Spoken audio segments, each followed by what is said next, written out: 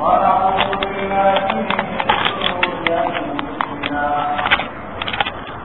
ومن سيئات أعمالنا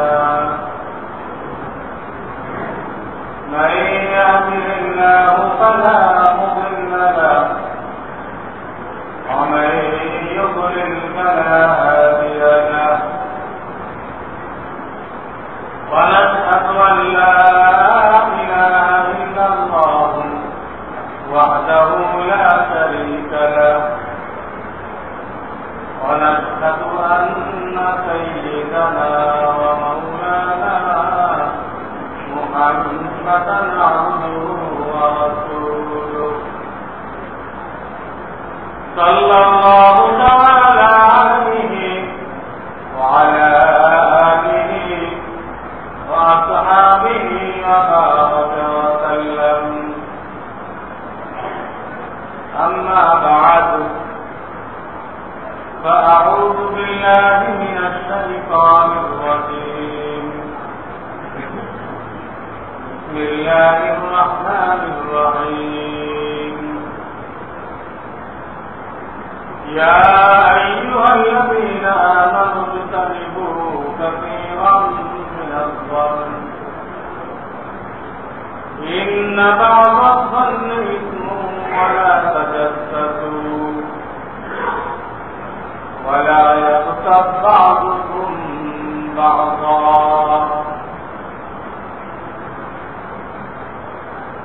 وقال رسول الله صلى الله عليه وسلم ذكرك أخاك بما يكره أو كما قال رسول الله صلى الله عليه وسلم اللهم بارك لنا في رجب وشعبان وبلغنا رمضان যখন মনে পড়ে এই দোয়াটা আমরা পড়তে চেষ্টা করব اللهم بارك لنا في رجب وشعبان وبلغنا رمضان اللهم بارك لنا في رجب وشعبان وبلغنا رمضان রমজান শরীফে দাখিল হওয়ার আগ পর্যন্ত এই দোয়াটা খুব বেশি বেশি পড়তে হবে। এরপরে রমজান যখন এসে যাবে শুরু হয়ে যাবে তখন অন্য দোয়া আল্লাহুম্মা ইন্না নাসআলুকাল জান্নাহ ওয়া নাউযু বিকা মিনান নার। তখন বেশি পড়তে হবে এই দোয়াটা। এটা ইনশাআল্লাহ রমজানে আবার বলা হবে। এখন যে দোয়াটা বলা হয়েছে আমরা নিজেরাও পড়ি এবং আমাদের ঘরের সব সদস্যদেরকে এই দোয়া শিখাই দেবে। আল্লাহ তাআলা প্রত্যেকটা গৃহকর্তাকে বাড়ির মুরব্বীকে ওই বাড়ির জন্য শিক্ষক মুআল্লিম ঘোষণা করতেন ওই হাদিসের মধ্যে কুল্লুকুম রাইন ওয়া কুল্লুকুম মাসউলুন আন রাইয়াতিহি। প্রত্যেককে দায়িত্ব দেওয়া আছে, অধীনস্থদেরকে শিক্ষা দাও এবং তোমাকে এই ব্যাপারে জিজ্ঞাসা করা হয়। শিক্ষা দাও এবং তাদেরকে দোজখের আগুন থেকে বাঁচাও। বাঁচাইতে হলে দ্বীনের তালিম দিতে হবে, বিকল্প নেই কিছু। এই জন্য প্রত্যেকে মনে করবে আমি আমার বাড়ির শিক্ষক, আল্লাহ দ্বীনের কথা যা শিখবো বাড়ি এসে আমাকে বলতে হবে, ঘরে ফিরে আমাকে বলতে হবে। শুধু মাহফিলতে শুনে আসলেন, মসজিদে শুনে গেলেন, নিজে আমল করলেন, এটা এই উম্মতের নাজাতের জন্য যথেষ্ট হবে না। প্রত্যেককে দায়িত্ব দেওয়া হবে, আপনাকে বলতে হবে। এর জন্য আমি বলে থাকি যে আপনারা এটাকে দিলের মধ্যে খুব হেফাজত করবেন। যারা পারেন পকেটের মধ্যে নোটবুক রাখবেন। কোরআন সুন্নাহর একটা ক্লাস, মৌলিক পয়েন্টগুলো নোট করে ফেলবেন, মৌলিক কথাগুলো নোট করে ফেলবেন। তো আপনার ঘরে বলতে অন্য ভাইকে দাওয়াত দিতে সহায়ক হবে। আপনি ভুলবেন সঠিক কথার দাওয়াত দিতে পারবেন। এর জন্য সম্ভব হলে আপনারা শিক্ষিত মানুষ একটা নোট রাখা, নোট বই রাখা, কলম রাখা, তো পুরো বয়ান নোট করার দরকার নেই, মৌলিক কথাগুলো আপনি নোট করে ফেলবেন। এটা আপনার আনেওয়ালাদের বংশধর তাদের জন্য কাজ করবে। আর একটা কথা আমি আপনাদেরকে বলেছি, প্রিয় নবী মুহাম্মদ রাসূলুল্লাহ সাল্লাল্লাহু আলাইহি ওয়াসাল্লাম এই জুমার দিনে অন্য দিনের তুলনায় দুরূদ শরীফ একটু বেশি পড়তে বলেছেন। অন্য দিনে 100 পড়ে না, 200 পড়ে। অন্য দিনে 50 বার পড়ে না, 100 বার পড়ে। হাসরের ময়দানে নবী করিম সাল্লাল্লাহু আলাইহি ওয়াসাল্লাম সুপারিশ পাওয়ার জন্য খুব বেশি সহায়ক হবে এই দুরূদ। আর এটা আমি আরোপ করেছি, অনেকেই মন গড়া দুরূদ শরীফ পড়ে, যা দুরূদ হয় না, দুরূদ হয় না। এই জন্য আমি অনুরোধ রেখেছি যে আপনারা যে দুরূদ পড়েন কোন হাক্কানি আলেমের কাছে একটু যাচাই করে নেবেন যেটা দুরূদ কিনা। আল্লাহ রাসূল সাল্লাল্লাহু আলাইহি ওয়াসাল্লাম এইরকম কোন দুরূদ শিক্ষা দিয়ে গেছেন কিনা যাচাই করে নেবেন। হয়তো একটা শব্দ এদিক ওদিক হইতে পারে, ঠিক করে নেবেন। নকল মালের কোনো দাম নেই, যার টাকার কোনো দাম নেই, যার টাকা জেলে দিয়ে যেন আমল বিশুদ্ধ হয়েছিল। একটা দুরূদ শরীফ আমি আগেও বলছি, আজকেও বলছি, আল্লাহুম্মা সাল্লি আলা মুহাম্মাদিন নবিয়্যিল উম্মি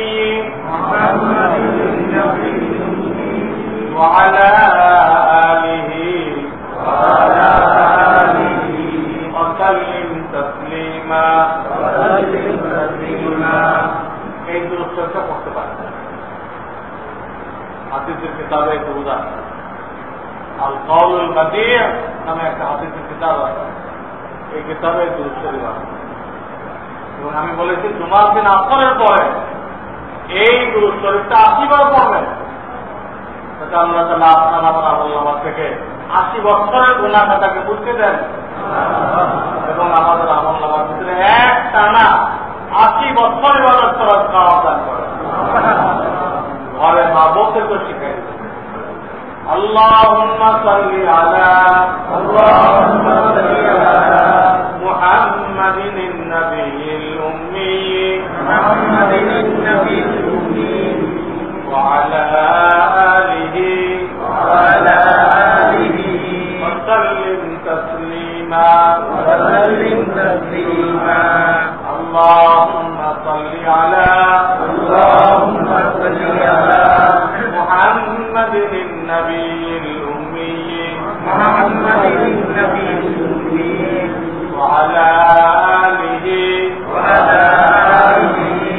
সাল্লিম তাসলিমা। তো সবদিন আমরা দুরূদ শরীফ পড়ব, শুক্রবারে যেন একটু বেশি দুরূদ শরীফ পড়ি, যা নবী করিম সাল্লাল্লাহু আলাইহি ওয়াসাল্লাম আমাদের কাছে এটা দাবি রেখেছে। আল্লাহ তাআলা আমাদেরকে আমল করার তৌফিক দান করুন। গত জুমাতে আমি বলতেছিলাম যে আল্লাহ রাব্বুল আলামিন আমাদেরকে যে শরিয়ত দান করেছেন, কোরআন দান করেছেন, এর সারমর্ম 5টা কথা। কয়টা কথা? আমি বলেছিলাম এর যে চতুর্থ কথা, এটার আমি কিছু ব্যাখ্যা করব, এরপরে অন্যগুলো শুরু হবে। এটাকে এই জন্য আগে ধরেছি আমি, এটা বান্দার হক, এটা আল্লাহর শরিয়াতে বেশি সিরিয়াস। বেশি স্ত্রী আছে।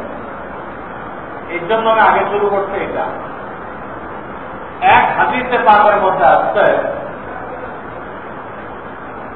হাসরের বাজারে আল্লাহ তাআলা যখন বিচার করার জন্য আসবেন তো আল্লাহ তাআলার কাছে 3 ধরনের দপ্তর থাকে, রেজিস্টার থাকে। কয় ধরনের? 3 ধরনের রেজিস্টার থাকে। বাইহাকী শরীফের হাদিস। একটা রেজিস্টারের ভিতরে দুনিয়াতে যারা শিরিক করেছে, কাফের মুশরিকরা তো সবাই শিরিক করেছে, অনেক মুসলমানও শিরিক করেছে। যারা মাজারে টাকা দেয়, মাজারে গাড়ি থামায়, মাজারে গিলাপ দেয়, মাজারে চিন্তা করে, মাজারে প্রার্থনা করে, মাজারে তওয়াফ করে, মাজারে মাটি দেয়, পীরের পায়ে চিন্তা করে, পীরকে গায়েব জাননেওয়ালা মনে করে, মুশকিল কুশা, মুশকিল দূর করনেওয়ালা, বিপদ দূর করনেওয়ালা মনে করে। এরা সকলেই শিরক করনেওয়ালা, সকলে শিরকের মধ্যে আছে। এদের ঈমান আল্লাহর কাছে গ্রহণযোগ্য হবে না। যতই সে 24,000 বার লা ইলাহা ইল্লাল্লাহ জিকির করুন, এই জিকিরের এক ভালো করার দাম নেই, কেননা তার ঈমানকে সে শিরক মুক্ত করা যায়। হাদিস শব্দটা তালবিয়া করতে বলেছে, তালবিয়া। এর মধ্যে শিরক মুক্ত করার কথাটা 2 বার আনা হয়েছে। লব্বাইক আল্লাহুম্মা লব্বাইক, লব্বাইক লা শারীকা লাকা লব্বাইক, লা শারীকা লাকা লব্বাইক। আল্লাহ তোমার সাথে কোনো অংশীদার নেই, কোনো অংশীদার নেই। ইন্নাল হামদা ওয়ান নি'মাতা লাকা ওয়াল মুলক লা শারীকা লাক। শেষ। ওটা আবার কোনটা? শিরক মুক্ত করে। এখানে 4টা সেন্টেন্স আছে। দ্বিতীয় আর চতুর্থটা কোথায়?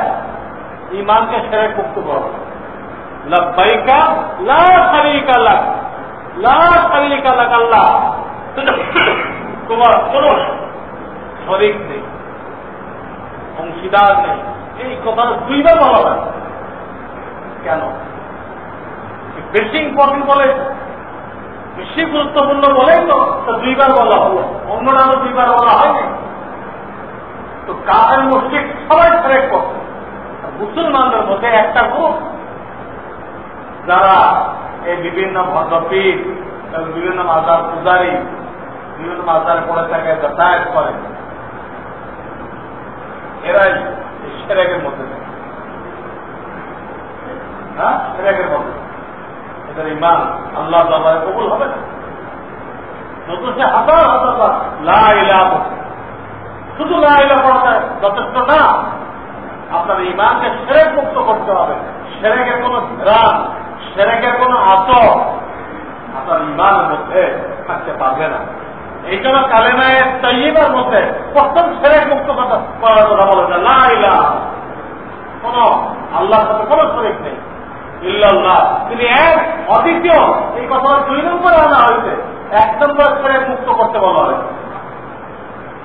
তো আপনাদের বাজারে 1 নম্বর কথা যেটা থাকবে সেটা এই, যাদের ভিতরে শিরিক পাওয়া যাবে এদেরকে আল্লাহ তাআলা কোনো অবস্থাতে মাফ করবেন। কোরআনে কারিমে ঘোষণা করে দিয়েছেন, ইন্নাল্লাহা লা ইয়াগফিরু আন ইউশরাকা বিহি ওয়া ইয়াগফিরু মা দুনা যালিকা লিমান ইয়াশা। এই আয়াতের মধ্যে আল্লাহ তাআলা বলছেন, নিশ্চয় আল্লাহ রাব্বুল আলামিন শিরককে ক্ষমা করবেন। এই গুনাহ বাদে অন্য যত গুনাহ আছে আল্লাহ তাআলা যার জন্য চাইবেন ক্ষমা করে দেবেন। আমাদের ইবাদত দ্বারা আল্লাহর কোনো লাভ হয় না, আমাদের গুনাহ দ্বারা আল্লাহর কোনো ক্ষতি হয় না। আল্লাহর মাফ করতে কি হয়? কি ক্ষতি হয়? কোনো ক্ষতি নেই। মাফ করে দেবেন, এটা মাফ করবেন না, কোরআনে বলে দিন। এই একটা খাতা। 2 নম্বরে একটা খাতা থাকবে, রেজিস্টার থাকবে, যে খাতায়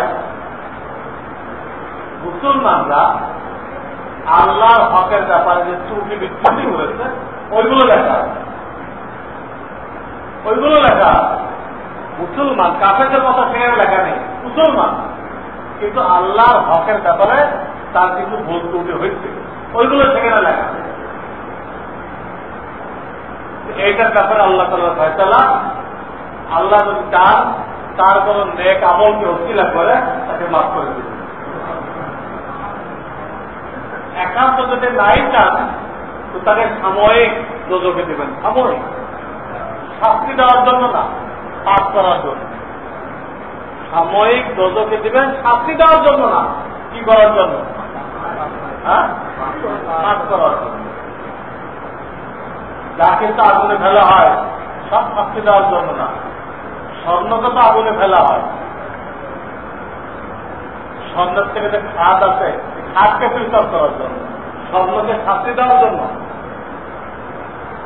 তো কাফেরকে তো তোকে ফেলা হবে আজাদ দেওয়ার জন্য, আর মুমিনকে তো তোকে দেওয়া হবে সাময়িক পাক করার জন্য, গুনাহকে পাক করার জন্য। ছোট বাচ্চার গায়ে নাপাক লেগে গেছে, শীতের দিন, ধোয়াইতে গেলে খুব চিল্লা পাল্লা করে, চিল্লা হাল্লা করে। তারপরও কি না ধোয়ায় মায় বলে দিবে? খুব চিল্লা চিল্লি করে মায়ের ধোয়াবে, বাচ্চার কষ্ট হয়েছে, কিন্তু মায়ের কি উদ্দেশ্য কষ্ট দেওয়া উদ্দেশ্য না পাক করা উদ্দেশ্য? তো মুমিন আল্লাহর প্রিয়, তাকে আযাব দেওয়ার জন্য আল্লাহ দোজখে দিবেন না, পাক করার জন্য দিবেন। এটা হল 2 নম্বর খাতা, যেখানে বান্দায় আল্লাহর হক নষ্ট করেছে ওইগুলো লেখা। 3 নম্বরে একটা খাতা থাকবে, যেখানে বান্দায় যে মাখলুকের হক নষ্ট করেছে, মাখলুক, বাপের হক নষ্ট করেছে, মায়ের হক নষ্ট করেছে, বিবির হক নষ্ট করেছে, ছেলে পেলের হক নষ্ট করেছে, ভাই বোনের হক নষ্ট করেছে, পাড়া প্রতিবেশীর হক নষ্ট করেছে, আত্মীয় স্বজনের হক নষ্ট করেছে, কাফেরের হক নষ্ট করেছে, জীবজন্তুর হক নষ্ট করেছে, ওইগুলো লেখা আছে 3 নম্বর খাতা। ওই খাতায় লেখা আছে এই হক যে বান্দায় নষ্ট করলো, মাখলুকের হক, মাখলুকের হক, সৃষ্টজীবের হক, এটা আল্লাহ তাআলা ক্ষমা করবেন না। ওই কথা শুরুতে লেখা তো ক্ষমা করবেন না। কি করবেন? যার হক নষ্ট করতেন বলবেন যে তুমি ওকে নেকি দিয়ে দাও, নেকি দিয়ে দাও, দিয়ে ওর ক্ষতি পোষায় দাও। যদি নেকি না থাকে, নেকি দিতে দিতে নেকি শেষ হয়ে গেছে, কিন্তু পাওনাদার হয়ে গেছে, যাদের হক নষ্ট করে আছে ওদের আরো ক্লিয়ার হয়ে গেছে। তখন আল্লাহ বলবেন নেকি তো আর নেই তোমার, ওদের পাওনা অনুযায়ী আল্লাহটা হিসাব আছে, হিসাব অনুযায়ী ওদের গুনাহ তুমি দায়িত্বে নাও, ওদের গুনার বোঝা নিতে হবে। এই হল 3 নম্বর কথা। 1 নম্বর মাফ করবেন না, চূড়ান্ত। 2 নম্বর আল্লাহ মাফ করে দিতে পারেন। 3 নম্বর ছাড়বেন না। 1 নম্বরটা মাফ করবেন না, 2 নম্বরটা আল্লাহ মাফ করে দিতে পারেন। 3 নম্বর কথা ছাড়বেন না, আর দিবেন না, উসুল করবেন। আমরা কার কার হক নষ্ট করছি? বাপ্পা বেঁচে থাকলে 7টা হক, ইন্তেকাল করলে আর 7টা হক, কটা হলো? 14টা হক আপনাকে আদায় করছি কিনা, জানি কিনা, জানি কিনা, জানার পর না আমলের পর। বিবির 10-12টা হক, সন্তানের 7-8টা হক। আমার লেখা ইসলামী বিবাহ নামক বই এখানে মাদ্রাসা হুজুরের কাছে তাই না, ভাই বোনের হক আদায় করেছে কিনা। শরীয়তের 4 নম্বর বিষয় এটা। 4 নম্বর বিষয় এটা, প্রত্যেকের হক আদায় করে দাও। হক আদায় না করলে তাকে কষ্ট দেওয়া হয়। আমার কোন বান্দাকে কষ্ট দিতে পারবে না, কোন অধিকার নেই তোমার। মানুষকে উপকার করতে না পারো, ক্ষতি করো না, এটা আল্লাহ তাআলা তোমার আমলনামায় নেকি লিখে দিবে। আবার উপকার করার কোন তৌফিক নেই, ফরজ নেই, ঠিক আছে, দরকার নেই আপনার উপকার করার। আপনি কাউকে ক্ষতি করেন, হাদিস ক্ষতি করলেন না, কাউকে ক্ষতির চিন্তা করলেন না, উপকার করার চিন্তা করলেন, চেষ্টা করলেন, পারেন না পারেন, আল্লাহ আপনাকে সব দিয়ে দিবেন। এই হল 3 নম্বর কথা, যেটা আল্লাহ তাআলা ছাড় দিবেন না, কাউকে খাতির করবেন না, কাউকে খাতির করবেন, আল্লাহ রাসূলও খাতির করতেন, এটার ব্যাপারে ছাড় দিতেন না। বান্দার হক নষ্ট করলেন। যেমন একজন সাহাবী হুজুরের জন্য খুব মূল্যবান হাদিয়া নিয়ে, কিন্তু মজলিসে ঢুকতে সালাম দেয়, সালাম দিতে হবে, পারমিশন চাইতে হবে, তারপর ঢুকতে হবে। ইসলামী তরিকা। আপনি আমার সাথে টেলিফোনে কথা বলতে চান, মাসলা জিজ্ঞাসা করতে চান, হাজার লোক করে আমার সাথে, সারাদিন কয়েকটা ফোন আছে, আমরা বুঝি এই জিনিসটা মুসলমানরা জানে না।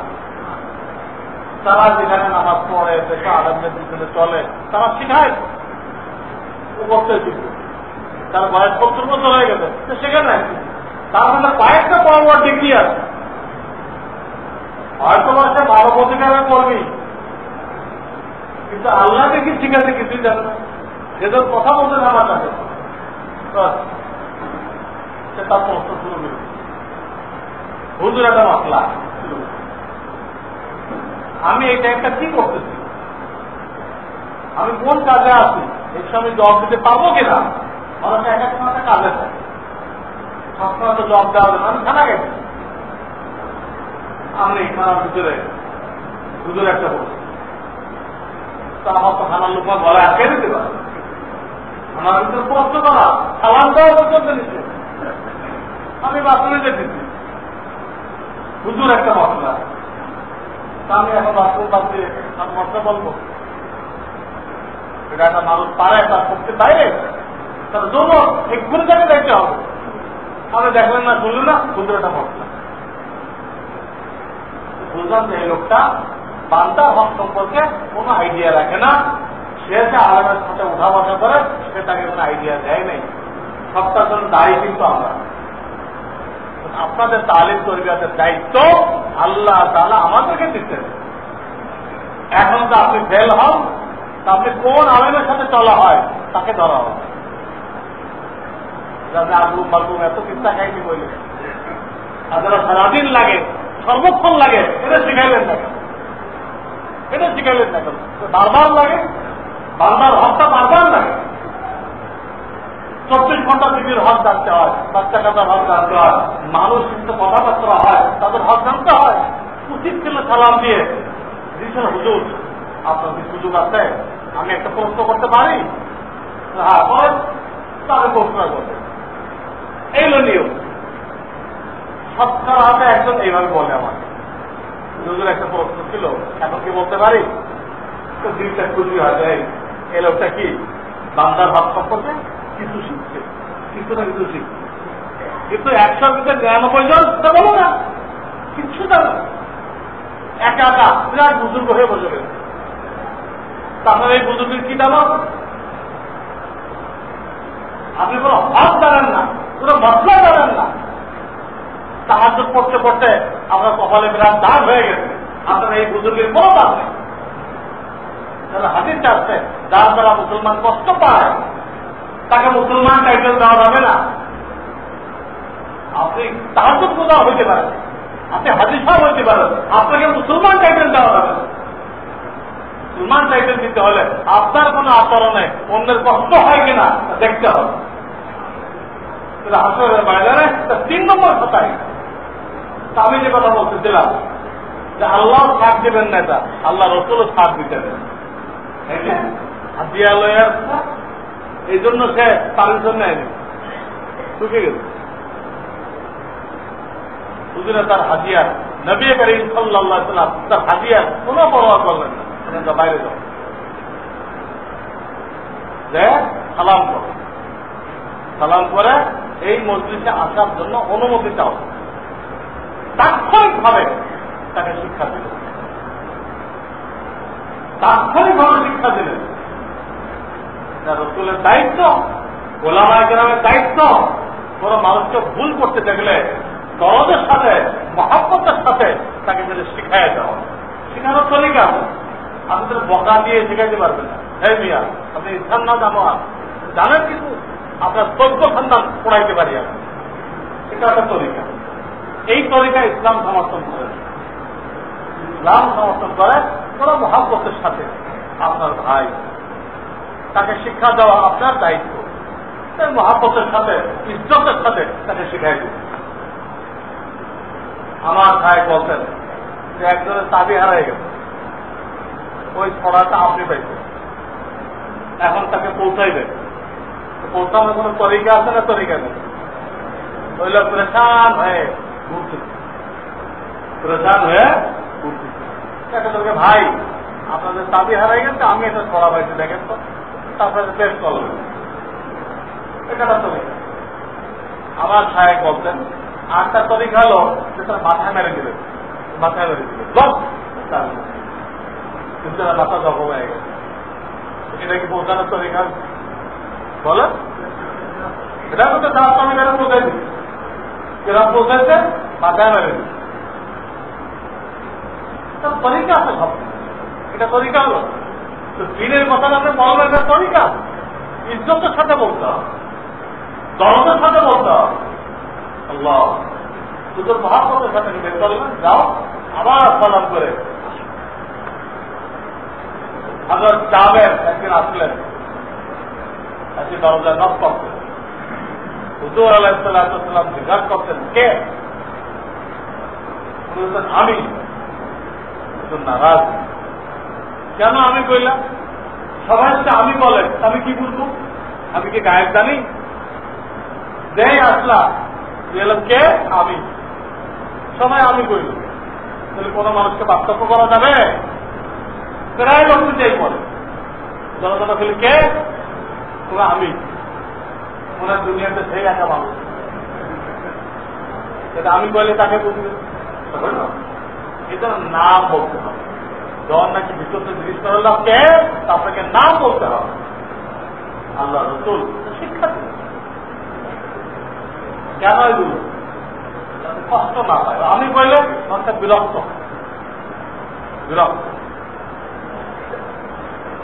হুজুর বিষয়টা খেয়াল করতেন, সাহাবায়ে কেরাম কি করতো? হুজুরকে খেয়াল রাখতেন।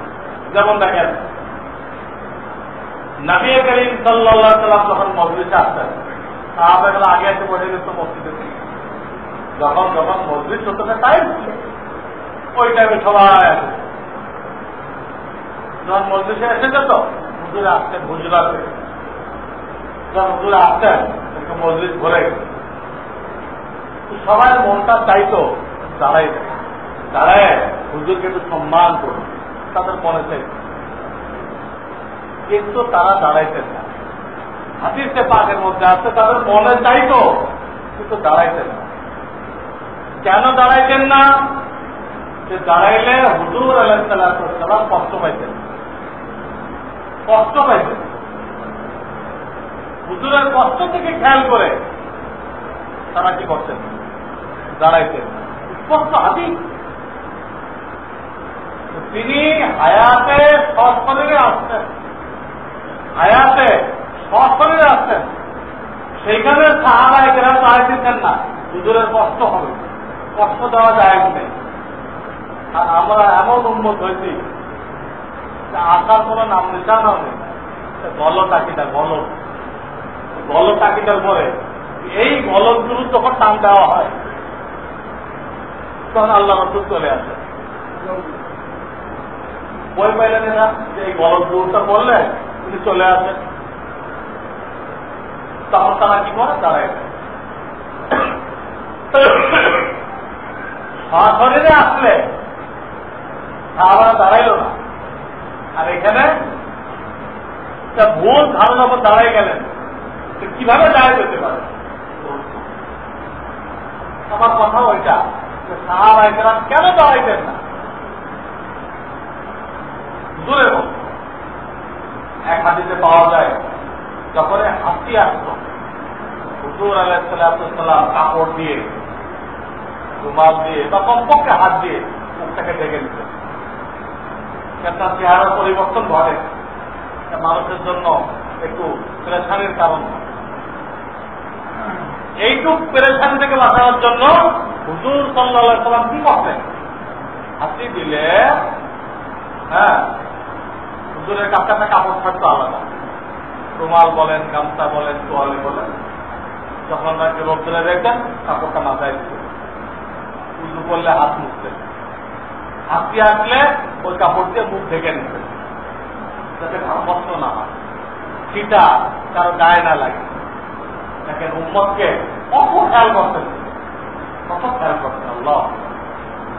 এই আপনারা জুমার দিন জুমার নামাজ পড়তে আসছেন, এই দিনে তিনি গোসল করার আদেশ দিলেন এবং আতর মাথার আদেশ দিলেন। কেন? এর কারণ কি ছিল? ওই দেশে প্রচন্ড গরম পড়ে, মানুষ একদম ধর্মাত্ম হয়ে যায়, ধর্মাত্ম হয়ে একজনের ঘামের দ্বারা আরেকজনের কষ্ট হয়। এই কষ্ট থেকে উম্মতকে বাঁচানোর জন্য একটা কথা বলেন যে গোসল করে আসা উন্নত, আর একটা কথা বললেন যা ঘরে যা তৌফিক আছে সেই তৌফিক অনুযায়ী কোনো না কোনো খোঁজব দেখায় আছে, শূন্য যেতে কোন ফুটুনি দেখানোর জন্য না, যাতে তোমার শরীরের গন্ধ থেকে তোমার ভাইয়ের কষ্ট না হয়। আর একটা কথা বললেন, এরকম বড় মজলিসে যখন আসবা তো তোমরা মেসওয়াক করে আসবে। মেসওয়াক না করলে মুখের গন্ধ থেকে কি হয়? পাশের ভাইয়ের কষ্ট। আর একটা কথা বললেন যে এই মসজিদে যখন আসবা, তখন মাহফিলে যখন যাইবা তো কাঁচা পেঁয়াজ খেয়ে মুখ পরিষ্কার না করে যাইবা। চিন্তা করেন, কাঁচা পেঁয়াজ খেয়ে আসা নিচে, সেখানে কেউ যদি বিড়ি সিগারেট খেয়ে মুখ সাফ না করে আসে, বিড়ি সিগারেট খাওয়া শরীয়তে মাকরুহ তাহরিমা কেন হয়েছে? এত শরীরের ক্ষতি হয়, লাশের ক্ষতি হয়। আর একটা বড় কারণ হল তার দ্বারা তার যার সাথে কথা বলে যে পাশে বসে তার কষ্ট হয়। আরো কারণ না, এটা একটা অপব্যয়, অপচয়, অপব্যয়, অপচয়, অনেকগুলো কারণে এটা মাকরুহ তাহরিমা হয়। মূল কারণ এটা যে ভাইয়ের কষ্ট। এই জন্য হুজুরে কাঁচা পেঁয়াজ খেয়ে বা দুর্গন্ধ খেয়ে মসজিদে আসছে বা মাঝমাতে যাইতে মানা করবে। এখনো কষ্ট থেকে বাঁচাইতে চেয়েছে। আর এক হাদিসে আছে, জুমার দিন যারা পরে আসবে তাদেরকে তিনি বলেছেন পরে এসে মানুষের কান্দের উপর দিয়ে আগে আসতে চেষ্টা করবা না, এতে মানুষ বিরক্ত হয়, কষ্ট পায়। আল্লাহ রসুল মানা করে দিয়েছে, বলেছেন যে এইভাবে কান্দের উপর দিয়ে আসবে সে জাহান্নামে যাওয়ার জন্য একটা পুল তৈরি করবে। من تخطى رقاب الناس يوم الجمعة فقد اتخذ جسرا إلى جهنم। তবে এটাও আছে, যদি আগের লোকেরা সামনে জায়গা খালি রাখে, রেখে পিছনে বসে, সেই খালি জায়গাটা পূরণ করার জন্য যদি কেউ আসে, এতে যদি কেউ বিরক্ত হয় তাহলে এই লোকের গুনাহ হবে, যে বিরক্ত হলো তার গুনাহ হবে। তুমি ওই সামনে খালি রেখে পিছনে কেন বসলে? যখন সামনে খালি ছিল তো তোমার আগে সেখানে বসা উচিত ছিল। সামনে খালি রেখে পিছনে কেন বসতো তুমি? এখন যদি তো কান্দের উপরে পাওয়া দিয়ে কেউ যায় তো তুমি দাঁড়িয়েছো। জাহান্নামে যাওয়ার ভুল তখন বলা হবে যখন সামনে খালি নেই, তখন আপনি আসলেন, আজকে দুইজনের কাছে বসে গেলেন, মান আমার মাইকেরে মেন মান, হ্যাঁ টাকা দিবেন না কেন, দিতে হবে, দুজনে কান্দে বসে গেলেন। এটা আর এক না চায় তপকায় আসছে কান্দেন, এটা এক না চায় আসছে তপকা মানুষকে বিরক্ত করছে, আবার টাকা নেই ওর ফাঁকে চেপে বসছে, তারা মনক্ষুণ্ণ হয়ে চলে গেছে। আর এক না যায়, আর এক না যায় ঠিক মানবাধিকার আল্লাহ শিখাইছে। খ্রিস্টানরা কিসের মানবাধিকার শিখাইবে? তারা মানবাধিকার কাজ করে কেমনে? এক এলাকায় মুসলমান নারা হচ্ছে, তখন কিছু বলে না, যখন মুসলমান নারা খতম তখন যায় গণনা করে যেখানে কত মুসলমান নারা বলে, গণনা করে করে সংক্ষেপে দুঃখ করে, এত মুসলমান মারা মানবাধিকার লঙ্ঘন হয়েছে। তারা হিসাব রাখার জন্য আমরা কি পরিমাণ মুসলমান মারতে পারলাম এর একটা খতিয়ান রাখার জন্য এটা করে ওরা, কিন্তু দেখা যায় মুসলমানদের পক্ষে করছে। এই হলো এই শয়তানদের মানবাধিকার। তারা পক্ষে মানবাধিকার নিয়ে আসবে, মানবাধিকার তো স্বয়ং রব্বুল আলামিন বয়ান করছে, আল্লাহ বয়ান করছে, আমি যেগুলো বয়ান করছি সব হাদিস বয়ান করছে। আমি ভূমিকাতে আয়াত করছি, কোরআন আয়াত কি ইয়া আইয়ুহাল্লাযীনা আমানু ইজতানিবু কাসীরাম মিনাজ যান, তোমার মুসলমান ভাইয়ের ব্যাপারে খুব ধারণা করবে না যে লোকটা মনে হয় এরকম হবে, কোন দলিল নেই, হারাম, তবে হারাম না কারো ব্যাপারে খুব ধারণা করা, কোন দলিল প্রমাণ করা হারাম।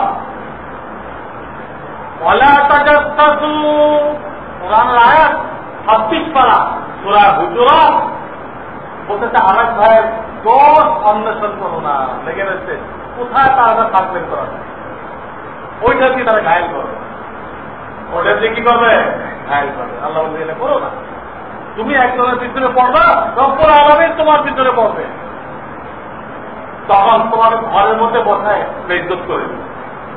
আল্লাহ তাআলা এমন কুদরত যে একজনকে আমেরিকার কুর্সিতে বসায় বেইজ্জত করে দেয়, এইখানে বসায় এক কেলেঙ্কারি করায় তাকে চরম বেইজ্জত করে দেয়। আল্লাহ তা পারে, পারে না? তা আপনি একজনের পিছনে পড়বেন, তা আল্লাহ আমি তোর পিছনে পড়বো, বলা দশ বুঝবার আচ্ছা কোনোভাবে দেখে ফেলো তো গোপনে তাকে বলো, সেখানে সেখানে বলে তাকে বেইজ্জত করো। তুমি সামনে বলতেছে বিবাদ করো, দোষ দেখে তাকে বললেন এটা সবের কাজ, দোষ দেখে অন্যকে বললেন এটা হারাম। এটা কি তাকে বললেন সবের কাজ, আরেকজনকে বললেন হারাম। কত বড় হারাম, এত বড় হারাম। একজন মদ খাইছে, এটা আল্লাহর কাছে তওবা করলে মাফ হয়ে যাবে, আর জনে কিবাদ করতো এটা আল্লাহর কাছে মাফ চাইলে মাফ হবে না, ওই লোকের থেকেও মাফ দিতে হবে যদি তার কানে আপনার কথাটা পৌঁছে থাকে, তা না হলে লাগবে না, শুধু তার জন্য ইস্তেগফার করলে হবে। মদ খাইতে এর মাপ পাওয়া সহজ, কিন্তু বিপদ করলো এর মাপ পাওয়া কঠিন হয়ে গেল। এবং আল্লাহ কি বলতেছে, এটা গিবাদ করলে তোমার মরা ভাইয়ের গোশত খাইলা, এই আয়াতে বলতেছে আইয়ু হিব্বু আহাদুকুম, তোমরা কি পছন্দ করবা আইয়াকুলা লাহমা আখিহি মাইতা, তোমার মরা ভাইয়ের গোশত খাইবা? কেউ রাজি আছে? তার ভাই মারা গেছে, ওকে তো গোশত কাটি কাটি খাবে, রাজি আছে? গিবাদ করা মানে মরা ভাইয়ের গোশত খাওয়া, কুরআনের আয়াত। কেন মরা ভাই বলা হলো? মরা ভাইয়ের গোশত কাটলে সে কোনো প্রতিবাদ করতে পারবে? মনে গেছে তো? আপনি যারা কিবাদ করতেছেন সে কি আপনার সামনে আছে? সে কোনো আপনার প্রতিবাদ করতে পারবে? হ্যাঁ ভুল করছেন, আমি এরকম বলি নাই, সে বলতে পারবে? সামনে না থাকার কারণে সেও কেমন জন্য কি মরা, এই জন্য আল্লাহ কথা রাখবে কিবাদ হারাম করেছে। কেন? যখন আপনার ভাইরা শুনবে যে আপনি তার ব্যাপারে এই মন্তব্য করছেন, তার কষ্ট হবে কিনা? বলেন কষ্ট হবে কিনা?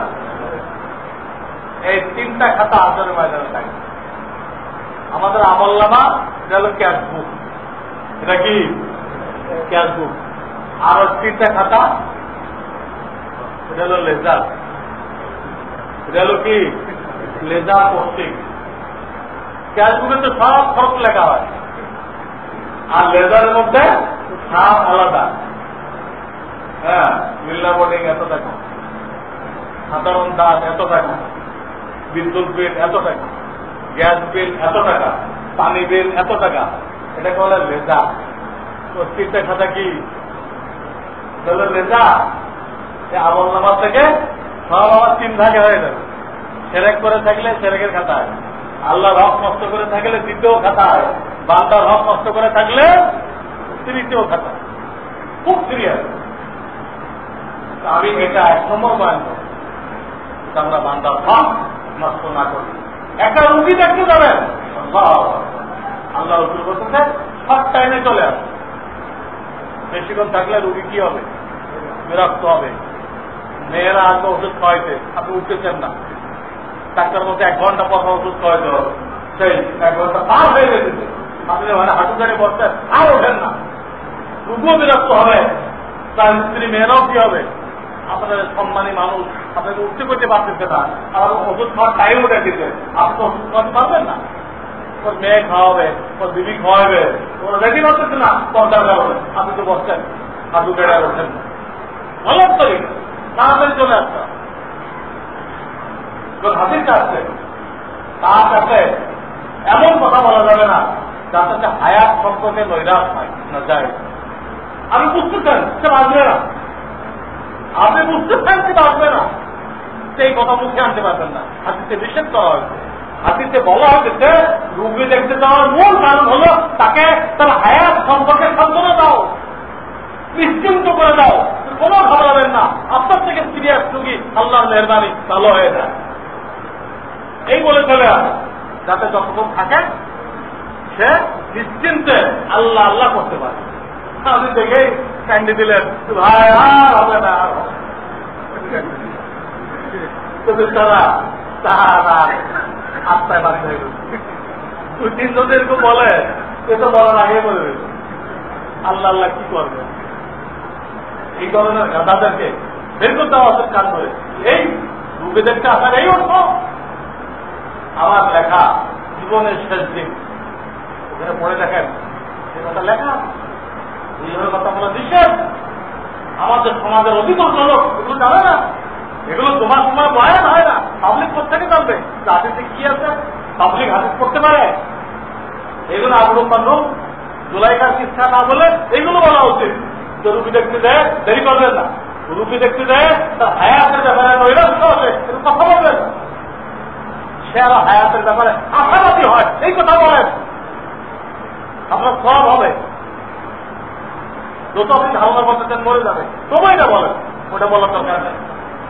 দেখেন শরীরের কাছে বলেন, রুগী দেখতে গেলেন 70,000 ফেরেশতা আপনার জন্য দোয়ার ভিতরে লেগে গেছে, 70,000 ফেরেশতা আপনার জন্য দোয়া লেগে গেছে।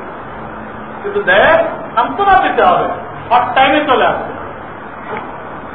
একখানে মেহমান হয়েছে, কতক্ষণ থাকবেন?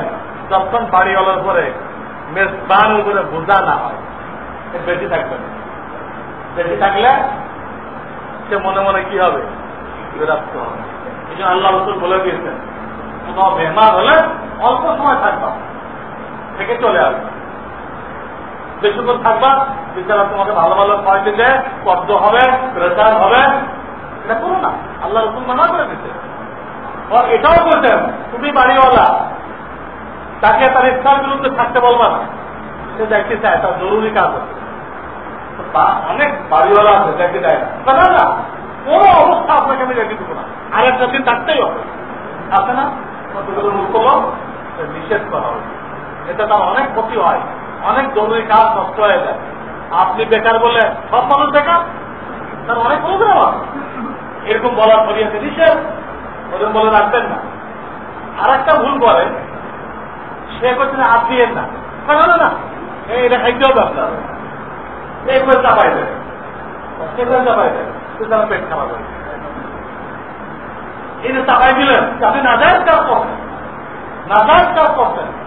শরীয়তের মসলা হলো আপনি মেহমানের জন্য যা আইটেম করছেন সব তার সামনে রেখে দেন, সে নিয়ে নিয়ে খাবে, আপনি বেশিতে বেশি রিকোয়েস্ট করেন হুজুর এটা নিলে ভালো হতো। ওনাদের সুযোগ থাকে উনি নিলেন, ওদের সুযোগ না থাকে ওনাকে শরীয়তের মশলা মানতে হবে যে কি পরিমাণ খাওয়া যায়। এই পরিমাণ খাওয়া যায় চাই তাতে ধারণা হবে পেট খারাপ হতে পারে, খাওয়া যায় নেই, উনি বুঝি শুনে খাবে। আপনি মিষ্টি খাওয়ার জন্য ব্যবহারই করতে চান, ওনাকে ডাক্তার মিষ্টি খাইতে মানা করছে। আপনার খবর আছে আপনি কেন খাইতে করতেছেন? আপনি সামনে রেখেছেন, আমাদের সামনে রাখে না, একটা একটা নিয়ে আসে যেমন হচ্ছে আর নেই বলে আমরা শেষ করতেছে যে আরো ৭ রয়ে গেছে। আর কি করবো? একটা একটা রাখলে মুশকিল হয় না, কিন্তু আর মনে হয় নেই। একখানে গেছে নওগা বয়ান করতে, একটা ডাইল রয়ে গেছে। এই আপনাদের সব কিছু আমরা ডাইল পরে খাই তো এই মনে হয় সব কিছু বলে না হচ্ছে আমাদের ডায়াবেটিস শুরু করা হয় তো এরকম অনেক খাইতে পারে, এইগুলো নিয়ে আসুন। এরা জানে না, তারাও কিন্তু আরাম হয়ে থাকে, সেটাও জানে না। একটা একটা লয়ে এসে ডাইল এটা মনে হয় টোটাল সেবান্তারে এটা ওদের কয়ে সবগুলো আনে না। আরে আমাকে হলো পছন্দ হয় খাই না, আপনি পেরাপেরি করতে পারবেন না। তাই হ্যাঁ, আর মেহমানকে বলা যে তুমি চাইতে পারবা, দেখেন তো কাঁচা মরিচ হয় কিনা, দেখেন তো আলু সুরবা হয় কিনা। আরে যদি কাঁচা মরিচ না থাকে এই মুহূর্তে তাহলে বাড়ি এলাম কত করে সার হবে। আমি এত টাকা ব্যয় করে মেহমানদের করলাম, কিন্তু মেহমানকে খুশি করতে পারলাম না, কারণ কাঁচা মরিচ ছিল। সব তরকারিতে দিয়ে ফেলতে আসছিল না, আমি তো মেহমানের খুশি করতে পারলাম না। ভিতরে এত টাকা ব্যয় করলো, তার মনে দুঃখ হয়ে গেল। আপনার থাকলে আপনি কাঁচা মরিচ, পেঁয়াজ, কিরাই, শশা সব দিয়ে রাখেন, কিন্তু মেহমানের জন্য চাওয়া যায় একটু সুরবা হয় না। হয়তো ওটা তার পোলা বানান করে রাখছে, ওটা তাই খেয়ে আসবে আপনি। কত বড় জুলুম এইগুলো কেউ বায়ন করে না, আপনি কেউ জানতেছে না। যেগুলো না যায়, যেগুলো টাকা না যায়, সে আপনাকে জবরদস্তি রাখবে, এটাও না যায়। চোরাবাড়ি করা না যায়, আপনি দিয়ে দিবেন, সব আইটেম দিয়ে দিবেন, যা মনে চায় তাই হবে। আমাদের কোনো কোনো এলাকায় পিড়াপিড়ি না করলে বাড়িটাই বদনাম করে, বেশিরভাগ কোনো খাতির কোয়ার করলো কি হয়েছে, পিড়াপিড়ি করবে যেটা শরীয়তে নিষেধ, ওটা না করলে নাকি খাতির করা হয় না। কতগুলো মূর্খতা হবে, কত শরীয়তে নিষেধ ওরকম করা, আর সেটা কি বলতেছে খাতির করে নাই। কি কাঠটা মেহমানদারি করলো, সামনে রেখে দিচ্ছে। শহরে খাওয়া যায় কেন? শহরে খাওয়া যাবে না কেন? আপনি আত্মীয় বাড়িতে গেছেন, সরম কিসের? সব বুঝবো না। ইনশাল্লাহ এগুলো আপনাদের সাথে বলা হবে। আপনার অনেকে ব্যবসায় আছেন, আপনাদের ব্যাপারে কি করছেন আল্লাহ রসুল সেটাও আমি বলবো, ভাববেন সব বলা হবে যাতে মানুষের কষ্ট হয়। আমি আরো বিশাল চেষ্টা করবো। কেন? এগুলো জানতে হবে, এইগুলো আল্লাহ মাফ করবেন না। সেটা জানতে হবে, মানতে হবে, বলতে হবে। আল্লাহ তাআলা বান্দার হক সম্পর্কে আমাদেরকে ইলম অর্জন করার, আমল করার তৌফিক দান করেন। আলহামদুলিল্লাহ।